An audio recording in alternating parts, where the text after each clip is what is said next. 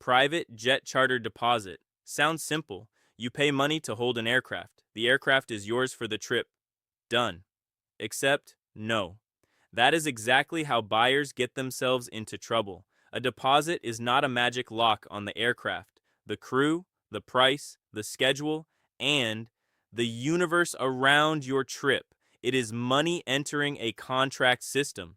And if you do not understand that system before you pay, you are not booking with confidence. You are hoping the paperwork is nicer than the sales pitch.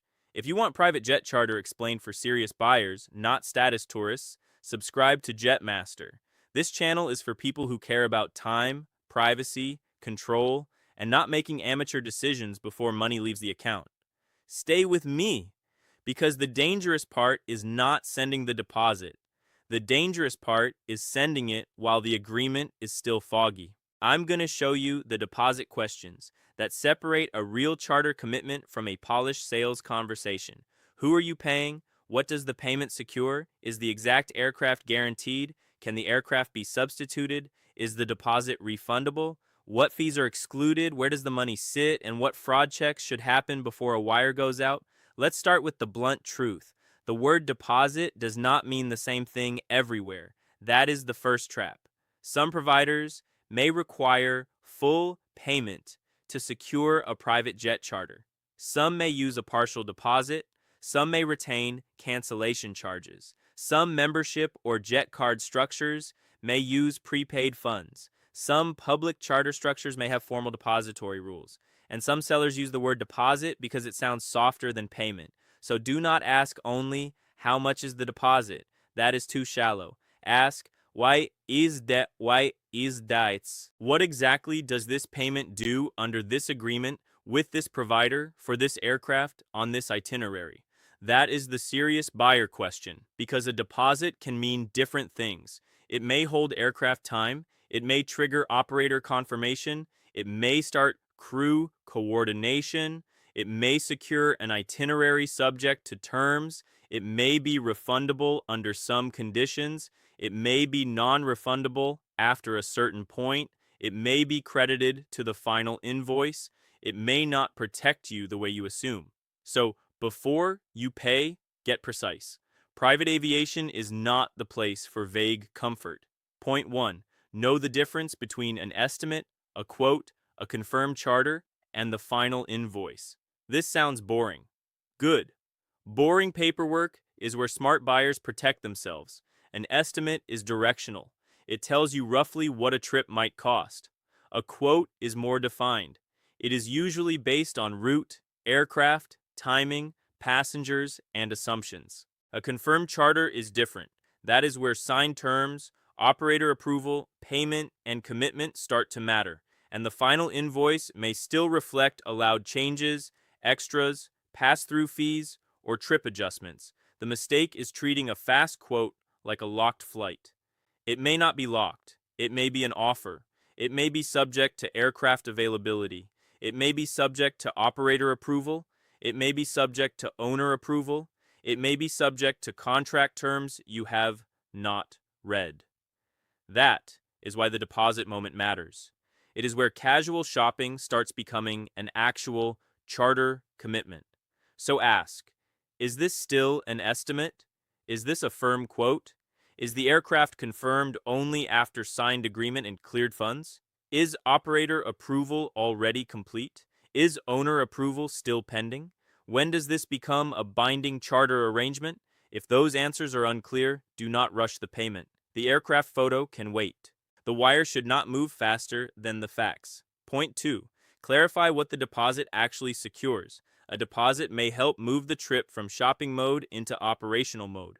That can be legitimate. The provider may begin protecting aircraft time, coordinating crew, checking airport logistics, arranging handling, planning international details, managing passenger information, protecting the requested itinerary. That work has value. This is why cancellation terms can be firm. Private charters not like holding one airline seat. A charter can commit aircraft, crew, positioning, scheduling, and planning resources around one buyer's mission. So no, a deposit is not automatically suspicious, but the structure should be clear. Ask, Does this payment secure a specific aircraft? Does it secure an aircraft category? Does it secure a mission-capable substitute? Does it simply start a booking attempt? Does anything still need approval? What has to happen before the aircraft is truly confirmed? This is where sales language can get slippery. We'll hold the aircraft. Fine. What does hold mean? Held by whom? Under what terms? Until what time? With what substitution rights? With what refund rights? A serious buyer does not get impressed by the word hold. A serious buyer asks what hold means in writing. Point 3. A deposit does not automatically guarantee the exact aircraft. This is where buyers can get emotional. They see the aircraft, they like the cabin, they approve the option, they pay, then later they discover the agreement allows substitution. Maybe that is normal, maybe that is acceptable, maybe it is not, but you need to know before paying. Sometimes a contract may identify a specific aircraft. Sometimes it may promise an aircraft category. Sometimes it may allow a similar aircraft. Sometimes a technical issue, owner approval issue, maintenance event, schedule conflict, or operational reason can force a replacement. The word similar is not enough for a demanding trip. Similar how? Similar cabin, similar range, similar baggage space, similar Wi-Fi, similar airport performance, similar passenger experience, similar age and condition, similar safety standard. Do not let vague aircraft substitution language carry an important trip. Ask, is this exact aircraft guaranteed? Is a tail number listed? Can the aircraft be substituted? Who approves the substitute? What standard must the substitute meet? Can I reject a substitute? What happens to my deposit if the substitute is not acceptable? That is not being difficult. That is being awake, because a private jet charter is not just transportation. It is aircraft fit, route fit, passenger fit, timing, and trust. If one of those changes, the buyer should understand the rights. Point 4.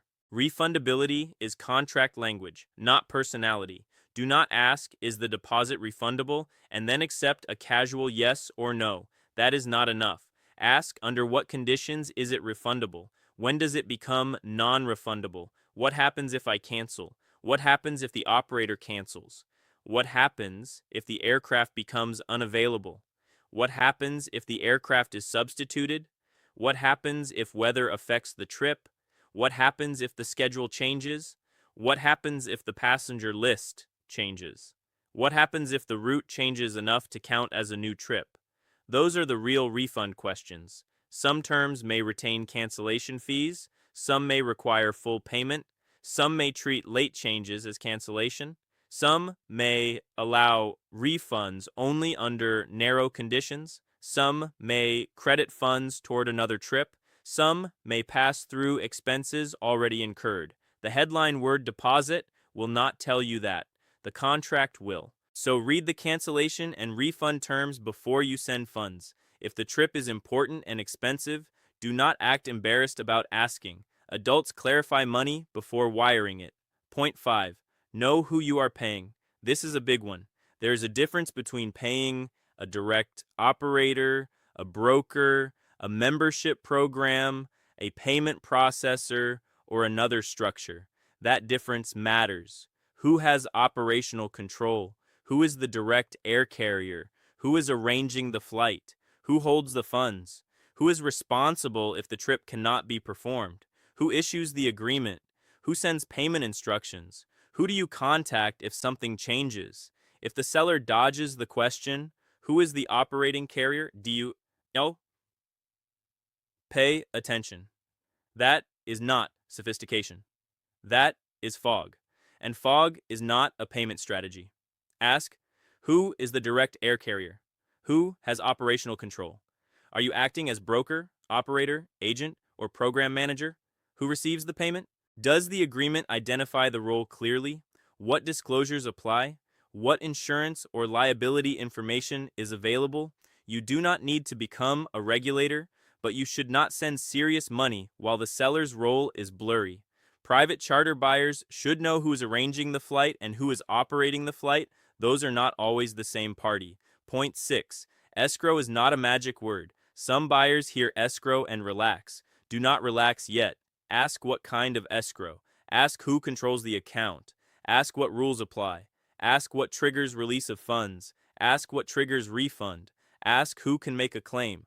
Ask whether this is a formal depository arrangement, optional private escrow, provider-held prepayment, or just a word someone used to sound safe. The word escrow can be useful. It can also be cosmetic if nobody explains it. So ask, where exactly does the money sit before the flight?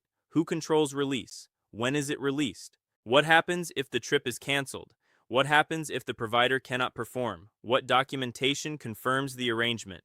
If the answer is vague, the protection may be vague too, and vague protection is not protection. Point 7. Clarify excluded and variable charges. A deposit or quoted price may not include every possible trip cost unless the agreement says it does. This is where buyers get irritated later. Fuel changes, de-icing, Wi-Fi, catering, international fees, permits, handling, landing fees, crew expenses, route changes, passenger changes, schedule changes, ground transport, special requests. Some may be included, some may be estimated, some may be passed through, some may depend on conditions. The problem is not that variables exist. Private aviation has variables. The problem is pretending the deposit removed all variables when the contract did not. Ask, what charges are included? What charges are excluded? What charges are estimates? What charges can be passed through later? Can de-icing, Wi-Fi, fuel changes, catering, international fees, or handling be billed separately? What creates a revised quote? What creates a final invoice adjustment? This question is not cheap.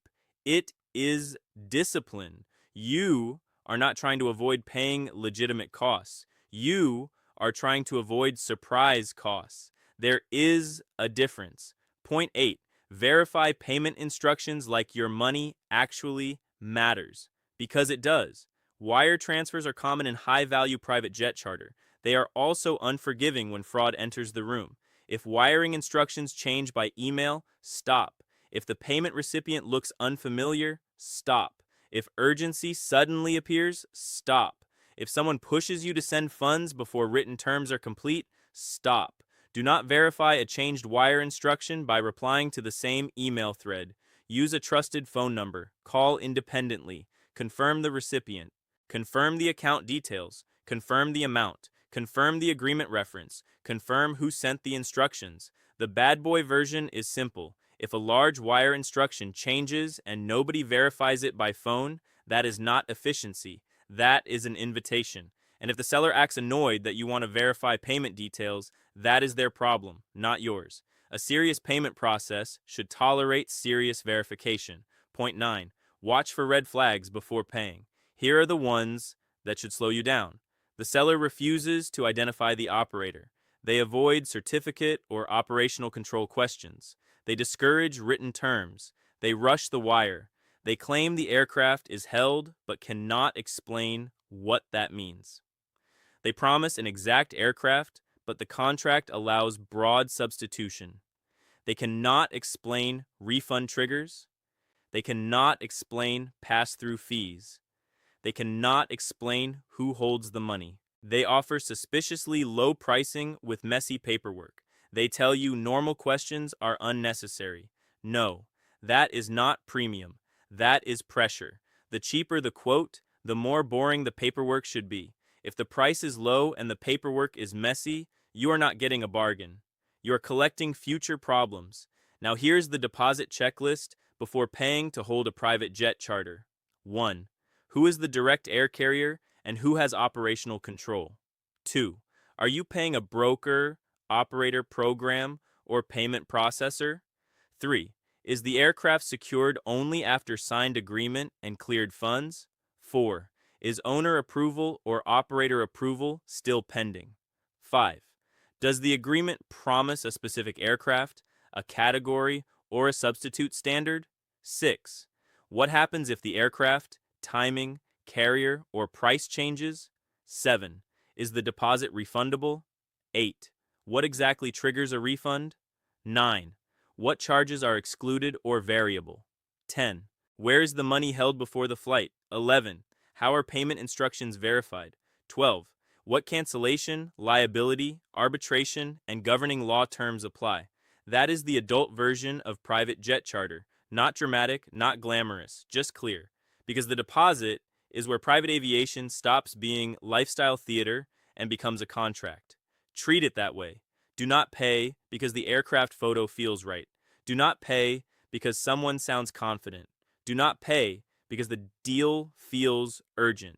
Pay only after the operator, payment recipient, aircraft commitment, substitution rights, cancellation terms, refund mechanics, pass-through charges, and fraud controls are clear in writing. If you want a cleaner way to think before requesting or comparing private jet charter options, the free 10-day Jetmaster course is linked in the description and pinned comment. Use it as a private charter decision briefing. It helps you understand cost, aircraft fit, route trade-offs, airport choice, timing, safety questions, quote terms, and the small details that can change the final decision before money is on the line. No pressure, no fantasy, just sharper preparation before the paperwork turns into a commitment. So yes, a deposit can be normal, but normal does not mean casual. Before paying to hold an aircraft, know what you are holding. Know who is holding the money. Know what can still change. And know what happens if the plan breaks. Because in private jet charter, the deposit is not the finish line. It is the moment your assumptions become expensive. And don't forget, your Jetmaster journey starts now.